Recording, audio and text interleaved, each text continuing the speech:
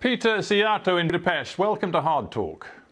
Good afternoon. Thank you for the invitation. It's a pleasure to have you on the show. Foreign Minister, the relationship between your country and the European Union, the institutions of the EU, appears ever more dysfunctional.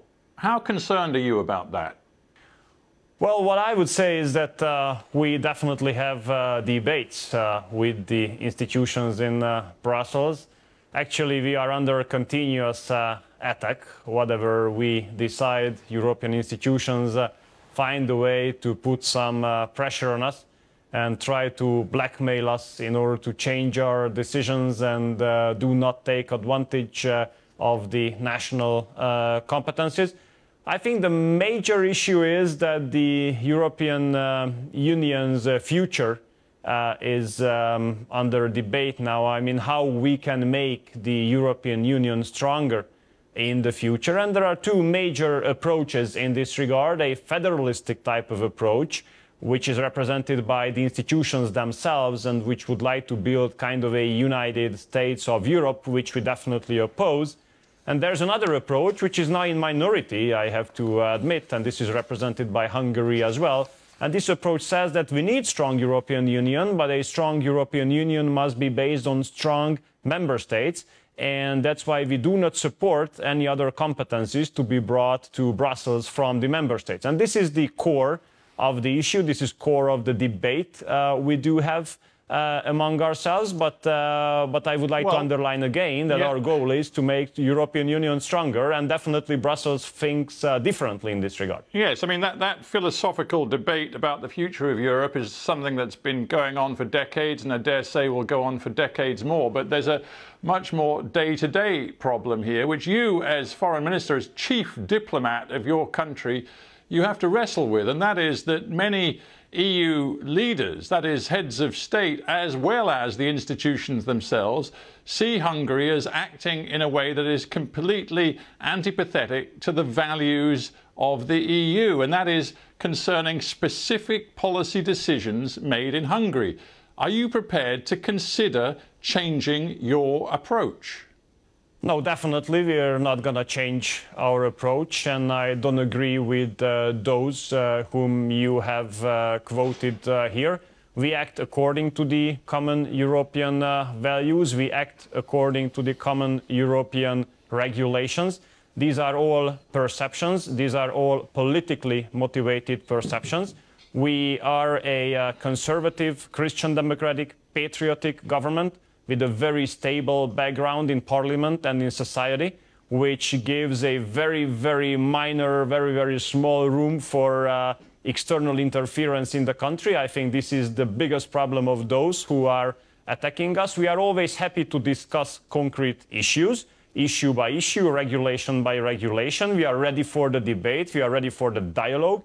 But putting forward perceptions, I think, simply does not make any kind of sense. We'll go through it issue by issue, but before we get to the specific issues, would you acknowledge this is going to cost Hungary? It's become plainer in the last week that it's going to cost you potentially billions of euros, because the EU is not releasing its special post-COVID recovery funds, 7 billion euros of which Hungary has applied for. It's not going to release those funds for you unless you comply with the so-called rule of law values of the EU. And in the latest report just come out from Brussels, the EU sees, quote, insufficient safeguards against political influence in your system, risks of clientelism, favoritism, nepotism in public administration, risks arising from the link between business and political actors. This is going to cost you money. Steve, let me give you answers in three different points. I promise I'll be short. First, it is just being simply ridiculous what you have quoted from this report, and please do not take it personally, because it's not you, it is a report what I'm speaking about. This is a politically motivated, biased, unbalanced, unfair, blackmailing type of document. Second point I want to make is... Well, let's start with point one. You can say that. You talk about attacks. Yeah, You've now just issued your own very grave attack on the conclusions of an EU body. You can do that, but it's not going to change their conclusions. I come back to the point, you're supposed to be the chief diplomat. You're supposed to find ways through these problems. All you're doing with me is ratcheting up the rhetoric. Look, I'm not going to be ready to give up the national interest. And I will never be shy to protect my country. And I never be shy to stand up against lies against my country. Because these, what you have quoted, and once again, Steve, it's not you, is the report, is being based on lies. These are simply not true. These are politically motivated politically motivated attacks against my country. This has been the case, Steve, since we have taken office 11 years ago here in Hungary, a conservative, patriotic, Christian democratic government, which definitely goes against the international liberal mainstream, and that's the consequence. But I'm not going to be all I can say to you, Foreign Minister, is all I can say to you, Foreign Minister, is that you shouldn't have signed up to the club, because the club has rules, and you have to accept those rules as long as you're in the club. And the latest rule, which you accepted last year, was that there would be conditionality on the release of these very important recovery funds. You signed up to that. You're going to have to accept it. No, look. We are members of the European Union. We act according to the European values, and we act according to the European regulations as well. Well, you don't act according to the values, as we know from this report. We do. But this report is simply a bunch of lies, I have to tell you. We act according to the common values. We act according to the common regulations. And what the European Commission makes is the following, Steve, that they use the European funds for blackmailing. They use the European funds to interfere into domestic political issues which are being based purely on national competence. And this is absolutely unacceptable because, look, this is what I'm telling you. The Hungarian people and Hungary itself has been contributing to the European economic achievement. European funds are based on the European political achievement. We are contributing to that. And European funds are not matters of generosity of our friends in Brussels. These are not humanitarian donations. These are the money, this is the money of the European taxpayers, including the Hungarian people. So blackmailing us with not releasing financial funds based on political issues is simply unacceptable, and even more than that, goes against the European values and European regulations. Well, you can call it blackmail, but ultimately the money sits in Brussels, not with you, and you won't get the money unless you change course. And there's another point to what you say. That is, you draw this distinction between national competencies and the business of the EU.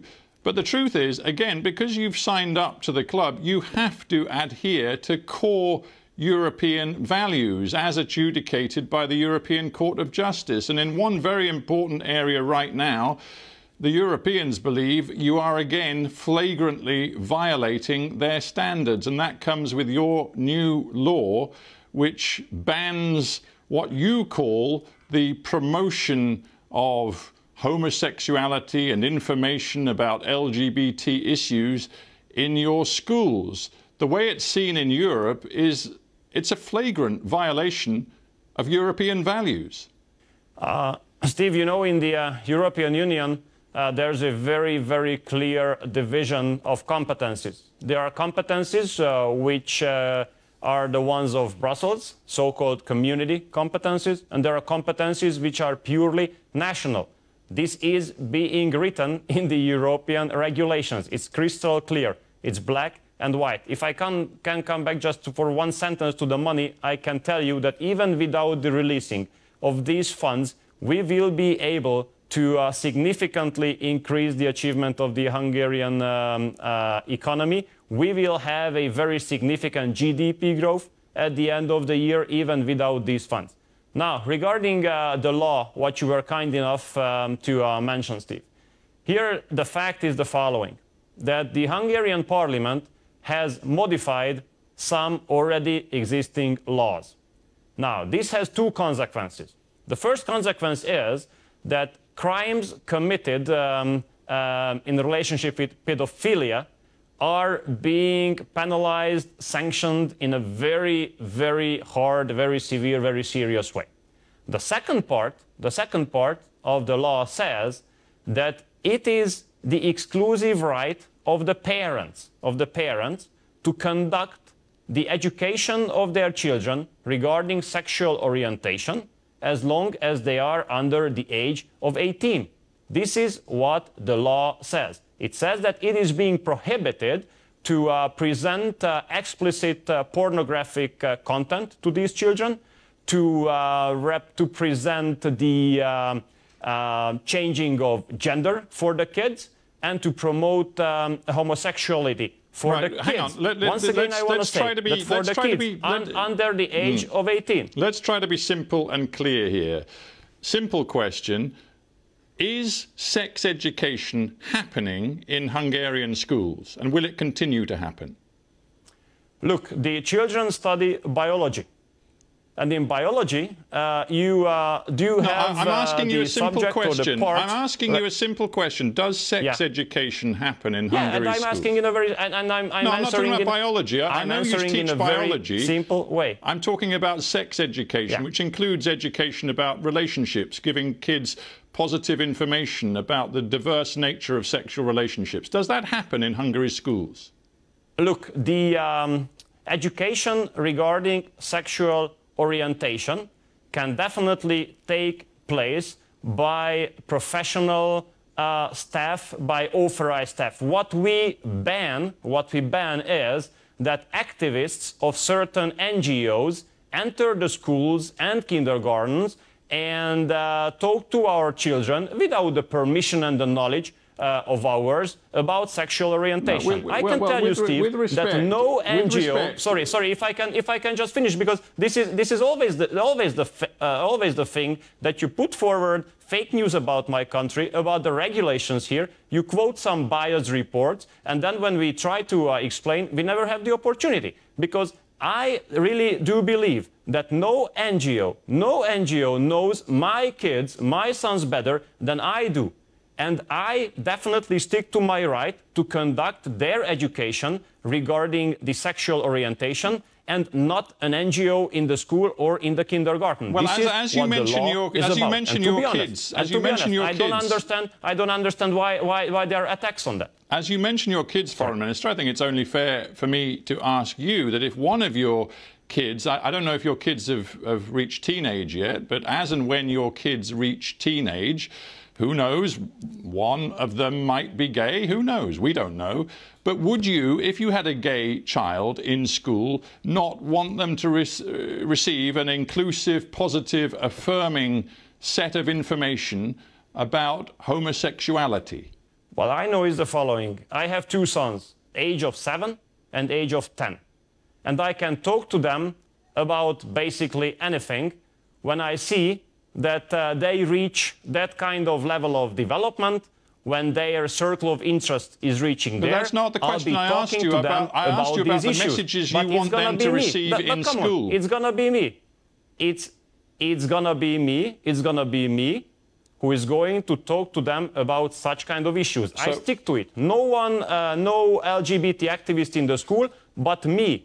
I'll talk to them about these issues whenever I think it's necessary and whenever I think the situation is appropriate for that. So here we have another way in which the relationship... It's another issue. OK, you've been very plain with me, thank you. Here we have another issue in which we are clearly heading for a car crash between your government and the EU. The European Commission President Ursula von der Leyen has described the law which we've just discussed as, quote, shameful. We know the EU Commission has already launched legal proceedings against you in your government because of this law, because they are quite clear that it violates European values and laws in several respects. This could end up in the European Court of Justice. Is that what you want?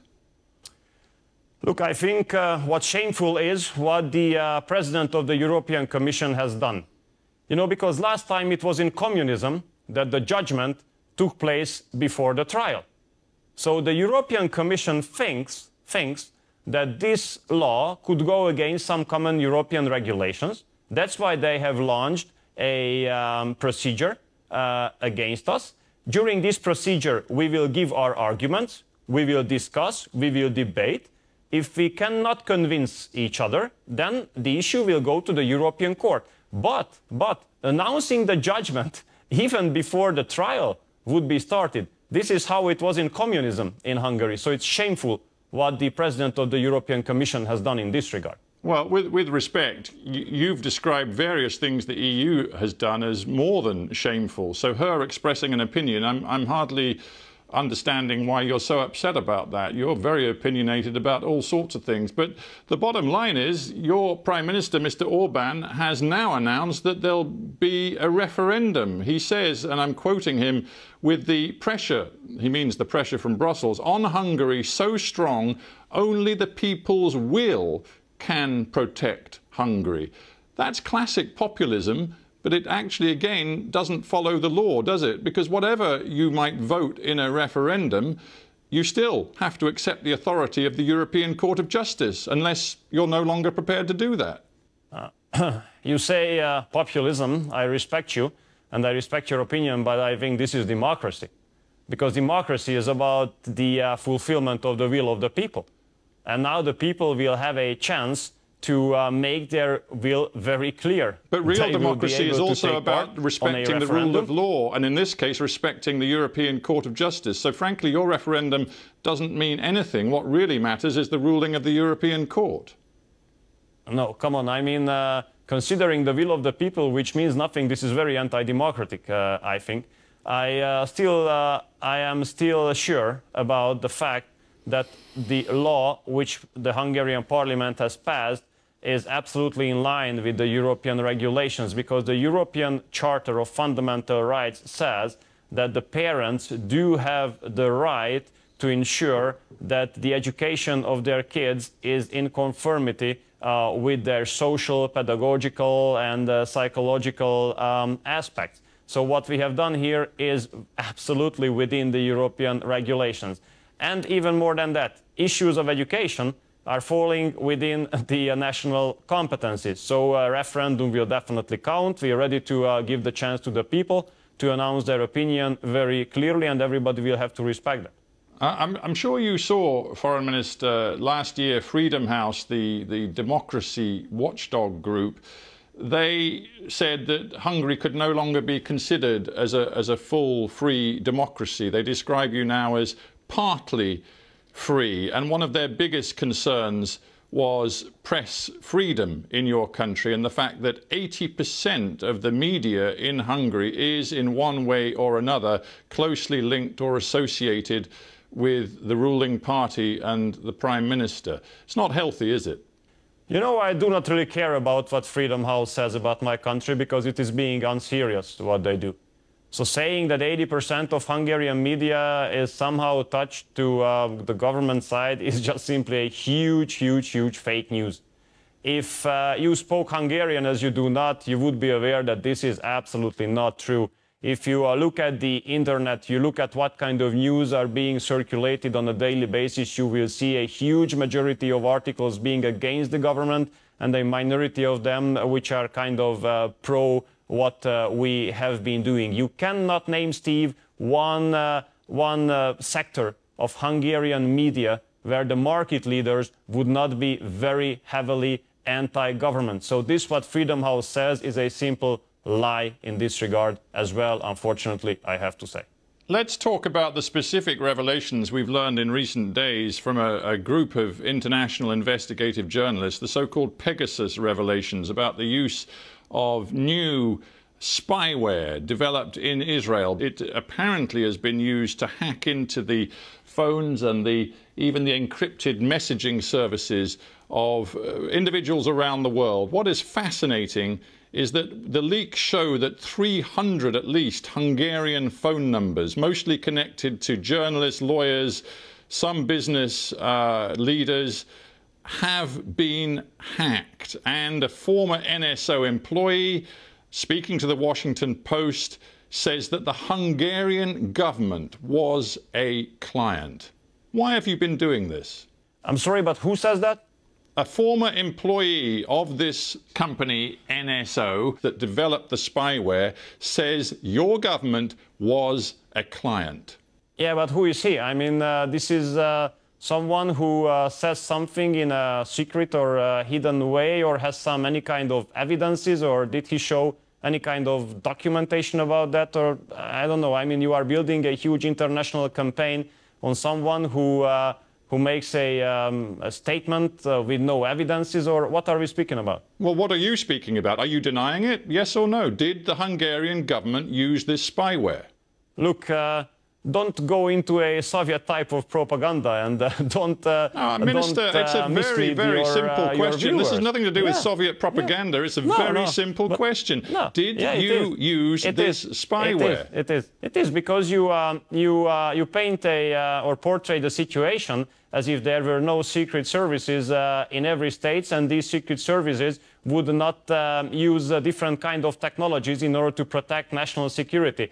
As far as I understood from this report, which I guess you refer to, said that there were 45 countries on the globe, 45 governments, and like 60 or 65, I don't remember the exact number, secret services who have bought this technology. My question is it a crime that a secret service buys a technology through which the secret service can protect national security interests?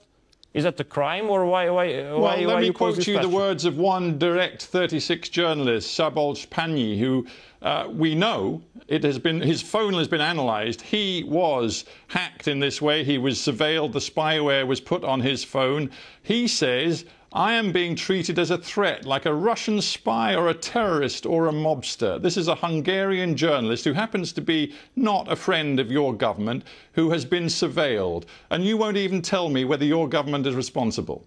Look, what I can tell you is the following. You can be absolutely sure that since we have taken office here in Hungary, which was 2010, we have not monitored, we have not wiretaped anybody in an illegal way. You can be absolutely sure about it. No one was wiretapped just because of being journalist, or no one was wiretapped just because of not being friendly to the government. You can be absolutely sure about that, Steve. We must end, Foreign Minister. I'm going to leave you with these comments from the Dutch Prime Minister Mark Rutte at the last EU summit. He said, quote, "For me, Hungary has no place in the EU anymore. If you don't like it," he said, sort of directing his comments at Hungary, "there is an alternative. Leave the Union." Would you share that sentiment? Yeah, and might you consider it? No, this Dutch Prime Minister hates the Hungarians. He's kind of Hungarophobic. I can tell him and tell you that Hungary has been in the European Union and will be in the European Union, and will be working for a strong European Union in the future as well. Foreign Minister Peter Szijjarto in Budapest, I thank you very much indeed for being on Hard Talk. I appreciate it. Bye-bye.